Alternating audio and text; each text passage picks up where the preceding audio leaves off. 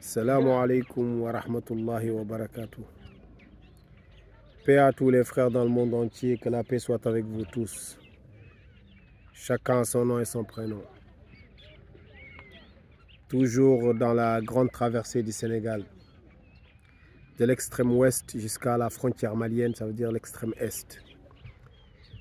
En d'autres termes, de la ville de Saint-Louis jusqu'à la ville de Kidira, à peu près 620 km.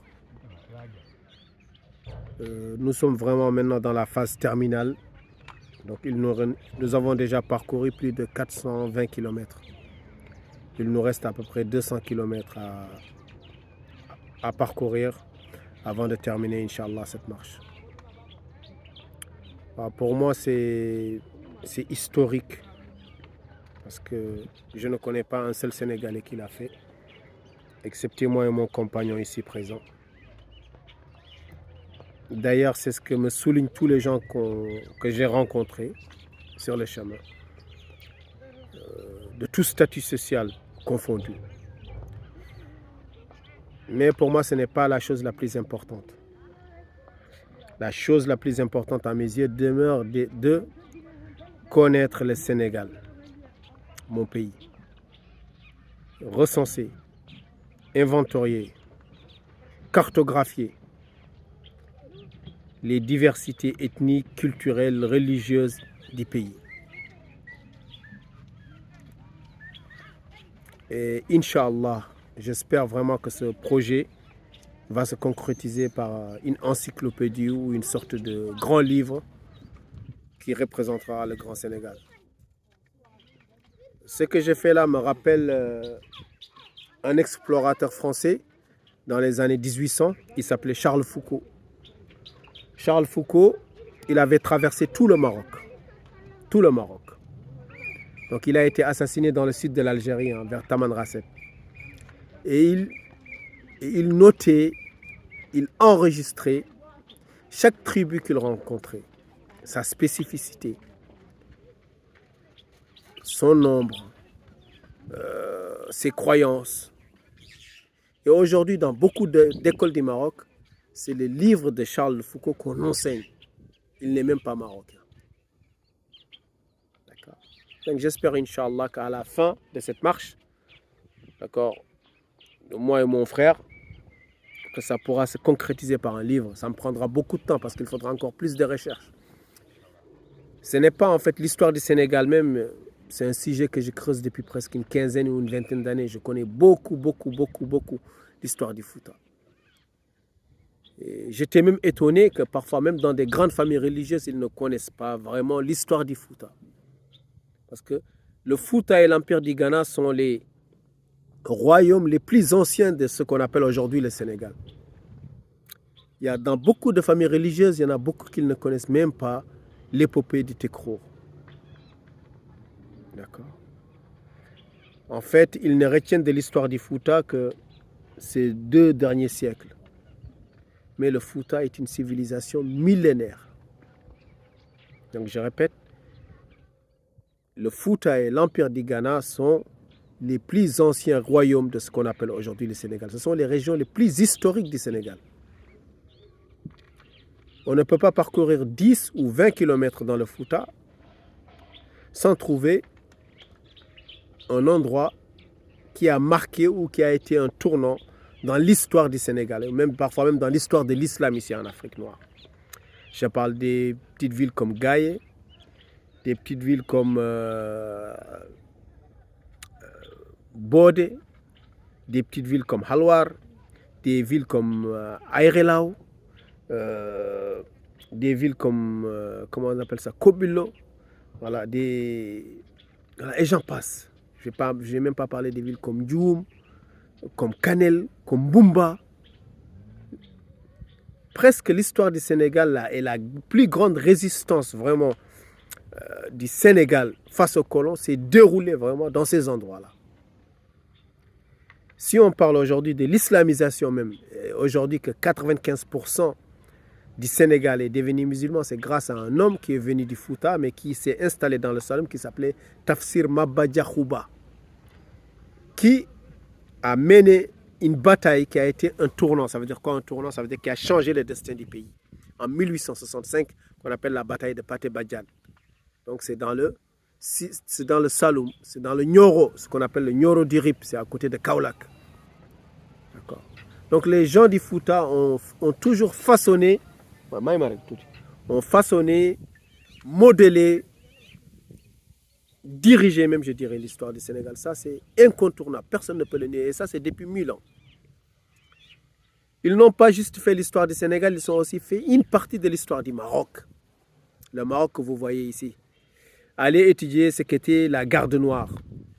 Allez étudier les Almoravides. Où était le camp d'entraînement des Almoravides? C'était sur l'embouchure du fleuve Sénégal que vous voyez ici présent.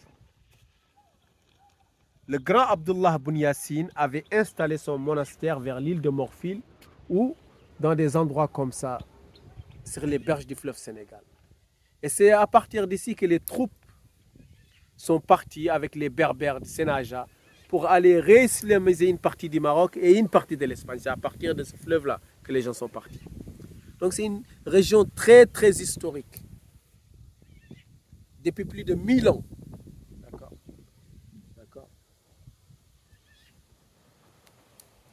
Mais malheureusement, depuis l'indépendance du Sénégal, il y a eu une révision, du révisionnisme historique. On a écarté tout ce qui avait rapport avec l'islam, on l'a mis derrière. Et tout ce qui avait plus... donc c'était le moment où il fallait mettre la négritude en avant, les croyances ancestrales avant. Donc, et ça, c'était sous l'impulsion du président Senghor qui a effacé toutes ces racines islamiques de la résistance sénégalaise pour mettre en avant donc des gens, je ne vais pas dire qu'ils n'avaient pas beaucoup de valeur, mais vraiment dont la résistance ou même dont la force était très très très petite.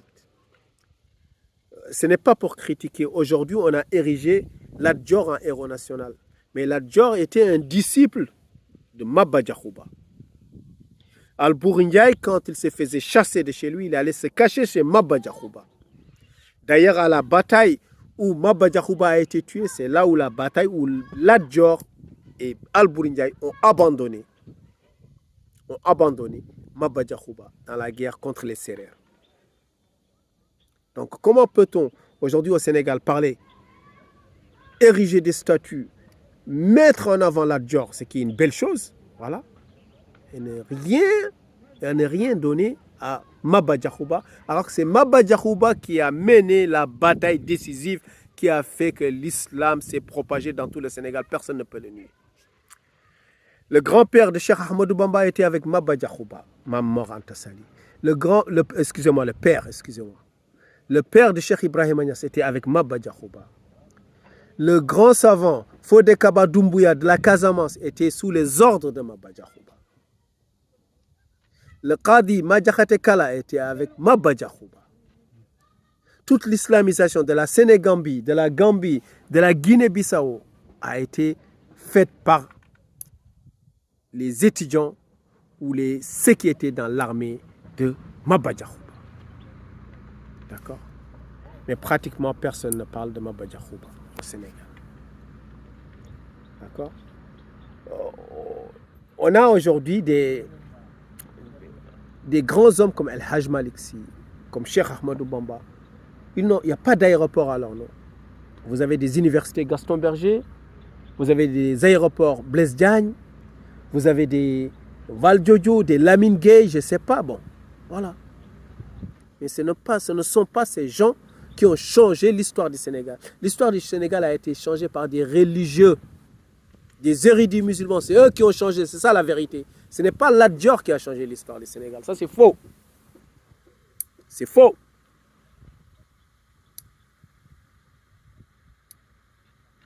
C'est faux. Voilà. Donc j'espère, Inch'Allah, qu'il y aura en tout cas une vérification, une correction de l'histoire du Sénégal, d'accord, basée sur des faits historiques et pas sur des émotions nègres, d'accord, parce qu'on veut vraiment mettre en avant la négritude, donc on met des gens, parce qu'on considère que l'islam est étranger, donc on met des gens qui n'étaient pas trop musulmans. D'ailleurs même, Lat Dior s'était converti à l'islam avec Maba Diakhouba. Et il l'appelait Silmahar, je pense. Voilà des choses dont on ne parle pas. Si vous allez aussi dans l'histoire du Maroc, l'un des plus grands monarques du Maroc, Moulay Ismaël, sa mère était une noire du Sénégal. Toute sa garde, quand il a déplacé sa capitale de Fès à Meknès, toute sa garde, ce qu'on appelait les Abid el-Bukhari, c'était des gens qui venaient ici, qui venaient de cette partie du fleuve Sénégal ici. Des Soninké, des Wolof, des Serer et des Peul d'ici. C'est eux qui faisaient la loi au Maroc avec le grand monarque Moulay Ismaël. Les plus grands monarques marocains, en général, leur maman, c'était des Noirs du Sénégal. Ça, c'est connu, ça. Abou Youssouf Yacoub el-Mansour, qui n'a jamais perdu une bataille, le Al-Muahad. Youssouf Boun Tachifine, tous ces soldats, ce qu'on appelle la garde noire, venaient d'ici, de cette partie du Sénégal. Et d'ailleurs, c'est devenu même une tradition en général. Le roi, toujours au Maroc, il est gardé par des Noirs. C'est de là que ça vient. Ça a plus de 1000 ans, cette histoire. Voilà. Mais tout ça, c'est effacé dans les annales historiques du Sénégal pour mettre en avant des gens comme, je ne sais pas quoi, comme Blaise Diagne, comme, je ne sais même pas ce qu'ils ont fait pour le Sénégal, ces gens-là. Voilà. Donc moi, je travaille toujours pour le rétablissement de la vérité historique. Voilà, pas pour du blabla ou de l'émotion. D'accord? J'ai oublié encore un autre mouvement qu'on appelait le mouvement des Toubnan. Le mouvement des Toubnan, c'est un grand chef berbère de l'autre côté du fleuve, qu'on appelait Nasreddin le berbère, qui habitait de l'autre côté, qui a rassemblé le Kayor, le Djolof, le Fouta, le Baol, pour combattre l'esclavage ici dans les années 1670 jusqu'à les années 1678, où ils ont été vaincus par un Français qui s'appelait Louis Moreau de Chambonneau, envoyé par Louis XIV, pour instaurer l'esclavage et le commerce ici dans le comptoir du Sénégal. En 1776, on a eu ce qu'on appelle vraiment l'une des dates les plus importantes de l'histoire du Sénégal. Ça veut dire l'établissement de l'Almamia ici, la révolution des Torodo, ou qu'on appelle ça la révolution des marabouts avec le grand Suleiman Bal, dont nous avons visité la mosquée du successeur qui était l'imam Abdelkader Khan. D'accord? Voilà, ici dans la petite ville de Kobilo. Donc ici, on a une zone chargée d'histoire. Mais ce qui m'attriste, vous ne trouvez aucune information. C'est le désert historique total. Je suis allé, j'ai visité la petite ville d'Alwar où le cheikh El Hadj Oumar Tall est né. Je vous le jure, quand vous regardez le panneau que le ministère du Tourisme ou le ministère de la Culture sénégalaise a affiché là-bas, en parlant de l'histoire d'El Hadj Oumar, tout était pratiquement faux. Le côté idéologique de Cheikh El Hadj Oumar a été mis complètement de côté pour mettre en avant que le côté guerrier, le côté sabre, le côté sang. Alors qu'El Hadj Oumar, c'est avant tout d'abord une idéologie. Et ça, il faut que les enfants du Fouta le corrigent. Il faut que les enfants du Sénégal le corrigent parce que c'est une histoire très très glorieuse. C'est comme quand les chrétiens, ils parlent de notre prophète Mohammed, ils ne parlent que de la guerre, que de la guerre, que de la guerre. Mais notre prophète, c'était une miséricorde. D'accord? Mais tout ça, ça a été fait par le président Senghor qui secrètement, sournoisement combattait les musulmans qui ont le plus résisté ici. D'accord? Voilà.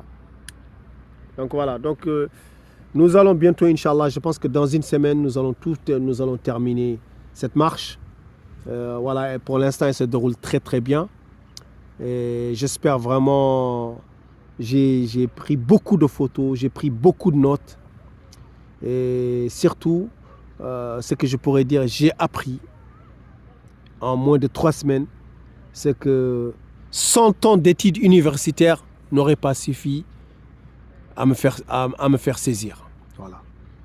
Car c'est à travers la souffrance, ça veut dire chaque pas qu'on fait, chaque pas qu'on marche, on enregistre pour l'éternité, je vais dire l'histoire de ces contrées. Voilà. Quand on foule ces terres, quand on rencontre ces gens, quand on rentre dans ces petites mosquées, voilà, ces petites maisons en ruine, voilà, ce sont des nids de savoir qui se révèlent à vous, d'accord, dans l'histoire du pays. D'accord. Donc je continuerai en tout cas à travailler dans ce sens. Voilà. Pour la correction, pour en tout cas le rétablissement de la vérité historique sur le Sénégal. D'accord. La grandeur du grand Foulanistan, moi ce que j'appelle le Foulanistan, c'est cette partie du Sénégal ici, et l'autre partie du Sénégal, et l'autre partie de la Mauritanie. Tout ça pour moi c'est le Foulanistan, c'est le grand Fouta. Voilà. Donc le mot Fouta même n'est pas un nom que nos ancêtres ont choisi pour nous. Le mot Fouta a été choisi par un autre roi qui s'appelait Koli Tengalaba, qui pour nous différencier des Peuls de la Guinée nous a appelé le Fouta Toro. Mais nous, à la base, notre royaume, cette place ici, d'accord, jusqu'à Kil Boubacar, jusqu'à derrière Canel, ça veut dire c'est 400-500 km, ça s'appelait le Tekrour. Le Tekrour. D'où, d'accord, d'où la confusion avec le mot Toukleur. Donc maintenant, les gens nous appellent le Toukleur. Mais le Toukleur, on ne s'appelle pas le Tekrour. Notre royaume, c'est le Tekrour. Et il a plus de 1000 ans. Et il était sur ces berges-là. Voilà, c'était que des guerriers. Ils avaient fait des alliances avec les Almoravides pour la chute de l'Empire du Ghana. Donc, il y en a qui sont pour, il y en a qui sont contre. Mais ça, ce sont des détails historiques qui s'expliquent. D'accord? Voilà. Et ça, donc c'est un autre sujet que j'aborderai dans d'autres vidéos, Inch'Allah. Mais donc, j'espère, Inch'Allah, que cette marche sera utile. D'accord? Pas au-delà des défis sportifs, au-delà des défis même historiques. J'aimerais, Inch'Allah, que ce soit aussi une introduction à la vérité historique du Sénégal qui était riche.